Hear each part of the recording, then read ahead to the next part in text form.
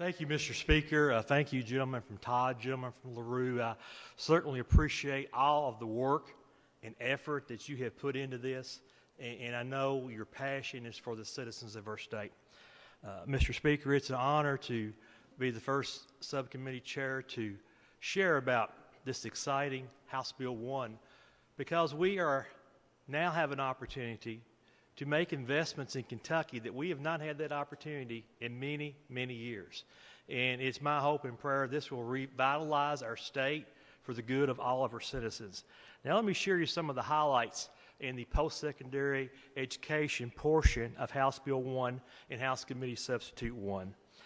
Back in 2017, we passed legislation starting the performance-based funding model. We made some changes to that last year in the 2021 session.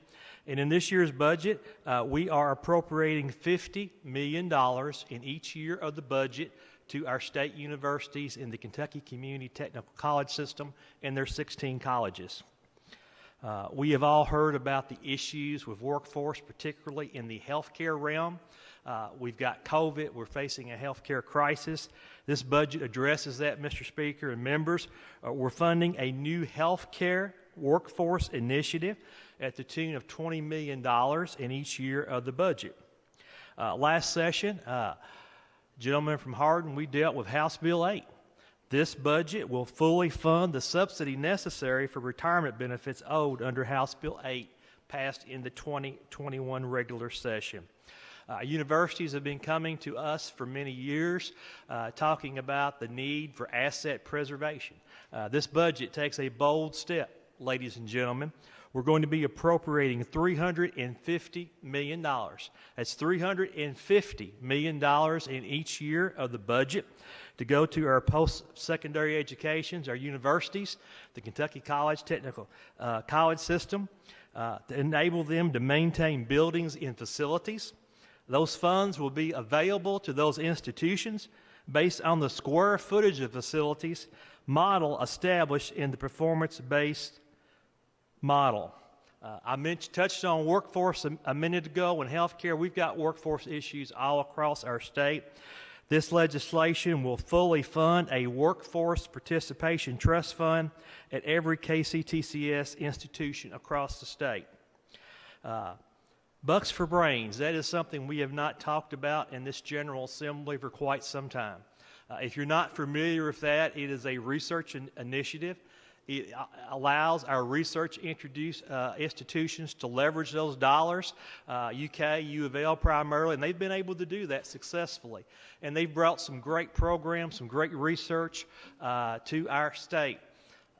This morning in my Budget Review Subcommittee meeting, I had President Capilouto testifying about Bucks for Brains.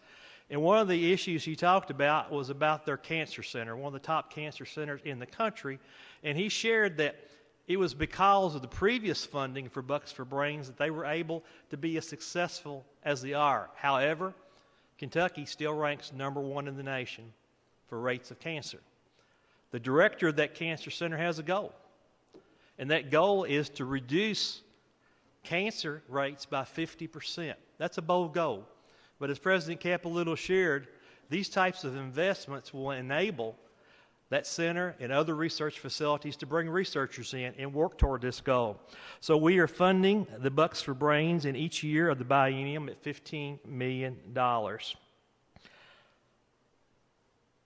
We are very blessed that we have lottery proceeds in our state. We fund the KEYS program, College Access Program, Kentucky Tuition Grant, so many other programs. This budget allocates an additional $42 million in each year for the anticipated growth that's going to take place in the College Access Program, the Kentucky Tuition Grant Program, and the Work Ready Scholarship Program. All that was in the original House Bill 1, and I'd like to take a minute to just touch on the things that were added in House Committee Substitute 1. We reached out to each of our public universities as well as KCTCS as to what their #1 capital project was. And we will be funding each one of those, each #1 project for each one of our universities across the state in KCTCS. KIA is vitally important in that they oversee and manage the lottery funds that go to those scholarships and grants. Kia has never taken a dollar of general fund appropriations for their oversight, for their management. However, situations have changed due to changes at the federal government with the student loan program. They don't have as many student loans to service, so they have lost revenue. So for the first time ever, we'll be appropriating $6 million of general fund dollars in each year to allow them to continue to do the great work they do. They've also got some building needs, Mr. Speaker, and we're going to be appropriating $2.8 million in general fund dollars for building repairs. Lady from Madison, you may want to pay attention to this because House Committee Substitute 1 does bond funding for replacement facility at the Model Laboratory School.